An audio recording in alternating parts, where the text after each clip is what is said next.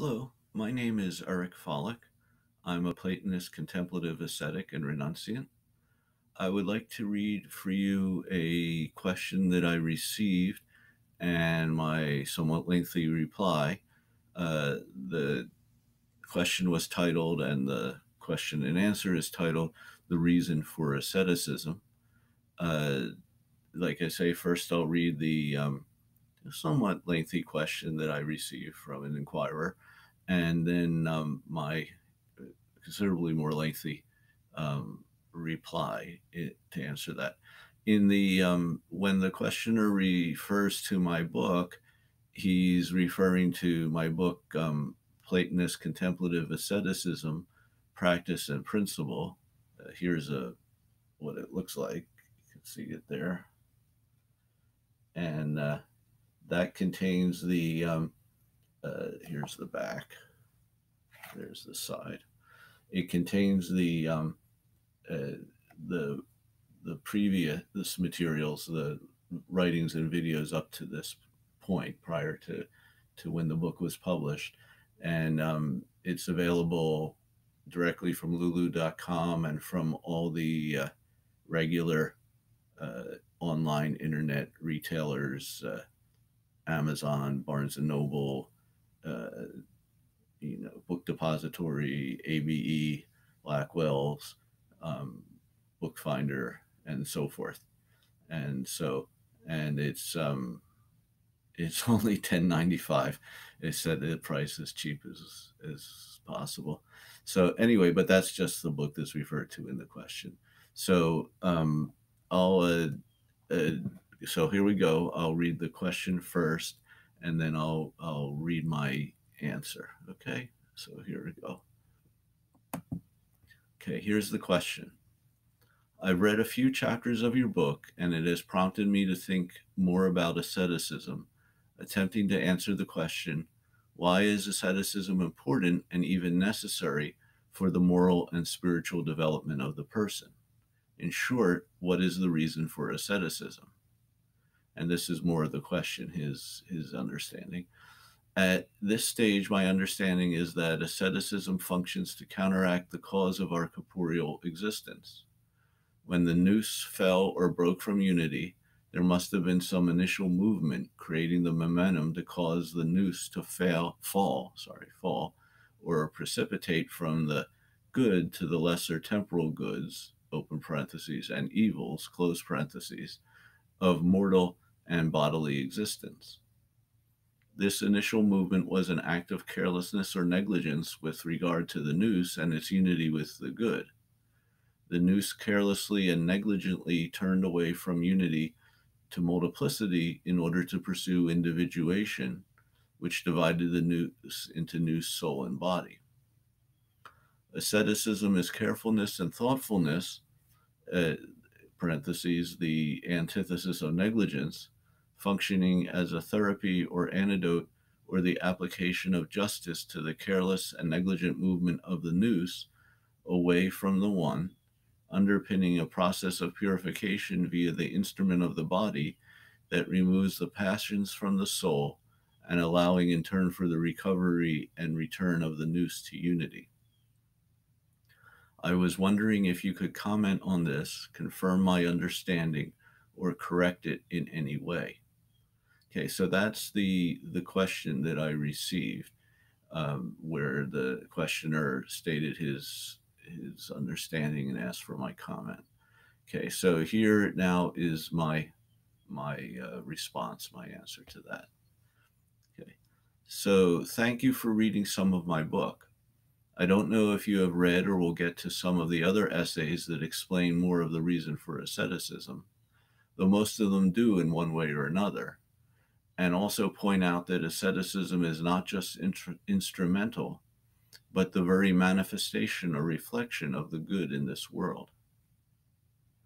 In the divine Plato, the Phaedo especially, among the dialogues, gives extensively the rationale for asceticism, though parts of others do also. And much of the Enneads also explains this, open parentheses, in relation particularly to what you say. See, for example, the beginning of Ennead 5.1.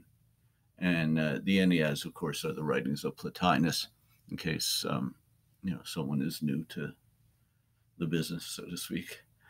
Okay, so I wouldn't say that what you say is incorrect, though I wouldn't say that it is the whole story.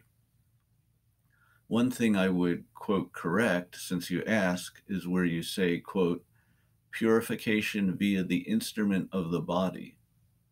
I would say rather that asceticism is purification from the body, not using the body as an instrument, but rather having as little to do with it and the sense world as possible. As you indicate, the fall of the soul is from unity, the good or the one, and nous into cyclic, individuated sensate existence in space-time, into the cycle of repeated reincarnation and sensory bodily existence. And this we have to get free from and return to just being nous, and that's nous with a capital N, and the one, of course, capital O, only.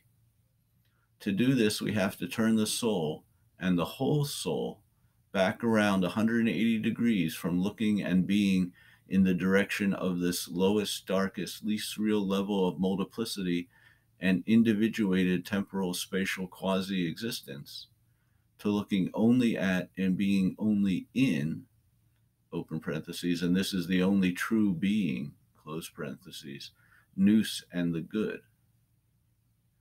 Being involved with the body and the things of this world and pursuing the things of the senses and sensual pleasures and the things of this world of every kind and in every sense is exactly being in the fallen state and pursuing it further and running ever deeper into it and birth and death and looking towards and having the soul turn towards the darkness.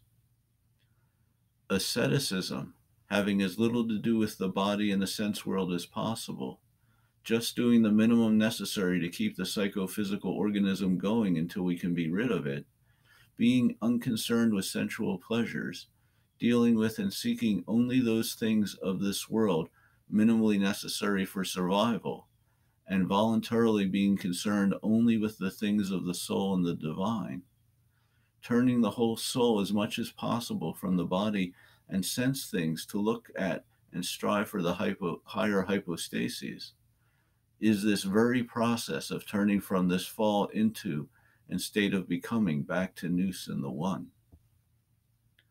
This also points towards why I say that asceticism isn't just instrumental, isn't just a means that has to be justified.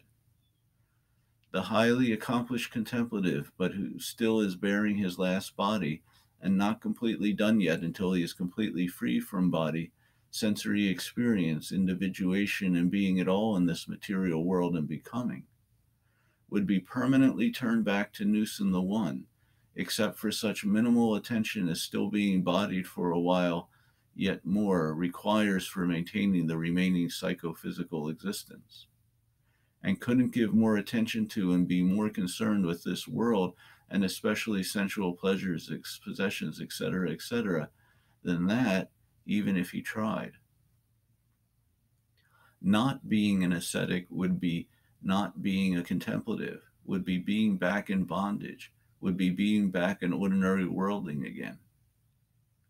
Contemplation and asceticism necessarily go together, are two aspects of the same process, two sides of one coin. Sensual and worldly indulgence and involvement is the exact opposite of contemplation and spiritual practice and moves the soul in the exact opposite direction. One, the soul, can only move in one direction at a time. So there is simply the choice of either pursuing sensual pleasures and worldly things and anti-contemplation and going deeper into bondage and binding oneself tighter to the wheel of birth and death, or renouncing this world and the things of this world and the senses and pursuing asceticism and contemplation hand in hand and going towards freedom from becoming and reunion with nous and the one. So that's the main answer, the comment. Just add a little more comment here. I hope that this answers your request for comment a little. It could be a lot to go into in thorough detail in all respects, all aspects. Incidentally, your question sort of reminded me a little of how completely different my way of looking at things and that of true contemplative ascetics generally, if there are any now, is from that of the world and worldlings, especially now in this modern brave new world. Contemplative asceticism, renunciation, is the obvious necessity and fact and true way, and the only life that is really life. This seems so obvious and the reason so clear that the rationale hardly needs to be rehearsed. The burden of proof would be on those who might claim that asceticism and renunciation isn't the way, and for any worldlings who would attempt to justify their way, though it would, of course, be impossible for them to do so, and they and their thoughts are not in any way in accord with reality. So there you have it. That's the whole the whole thing I wanted to read to you. I hope that that's of help to somebody out there, and well, get cracking. Okay, good luck. Bye bye.